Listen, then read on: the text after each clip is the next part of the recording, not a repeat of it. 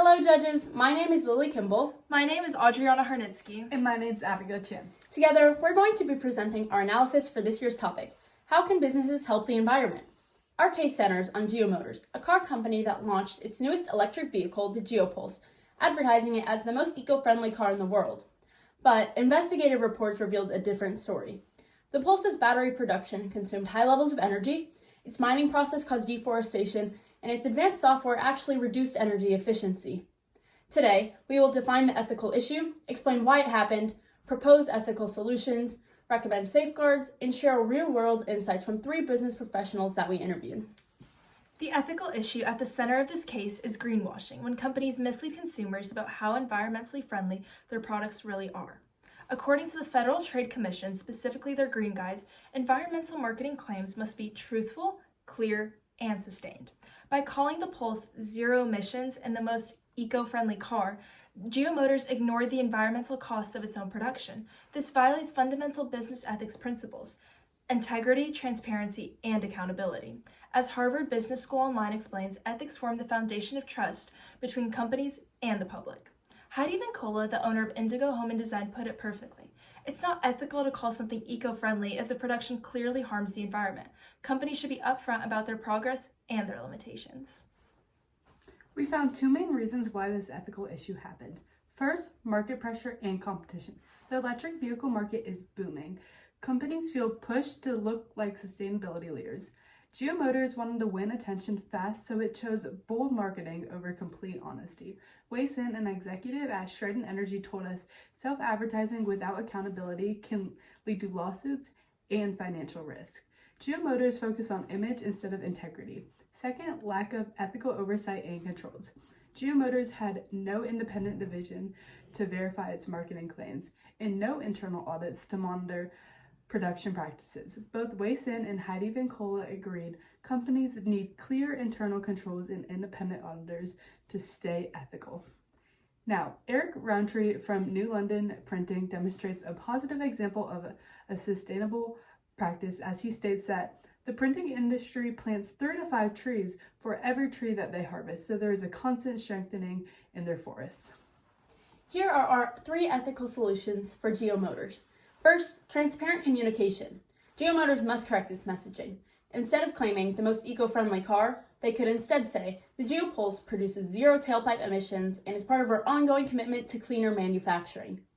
This follows the FTC Green Guides and matches Vincola's advice that companies must take accountability and clearly state how they will make things right.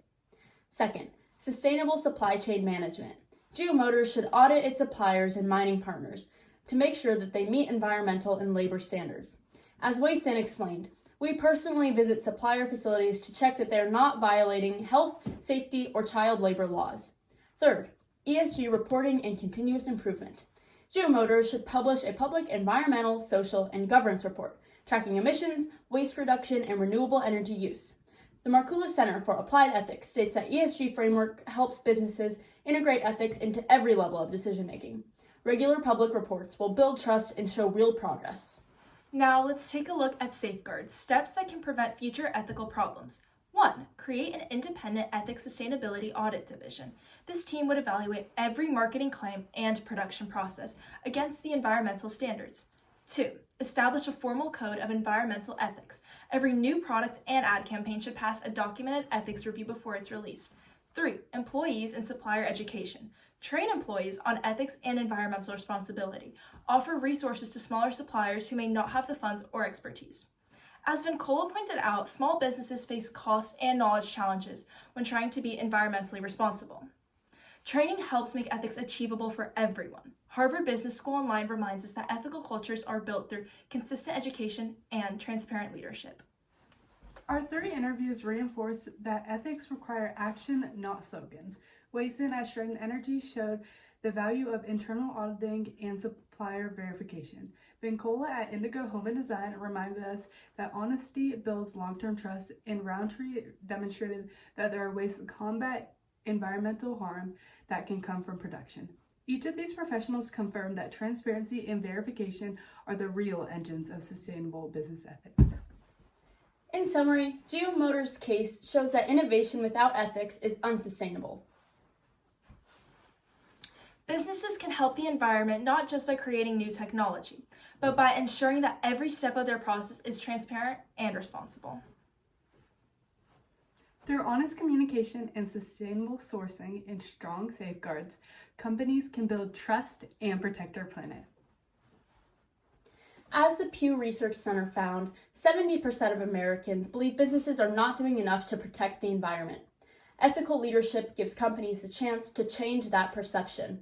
When businesses lead with integrity, they don't just sell products. They set the standard for a better future. Thank you.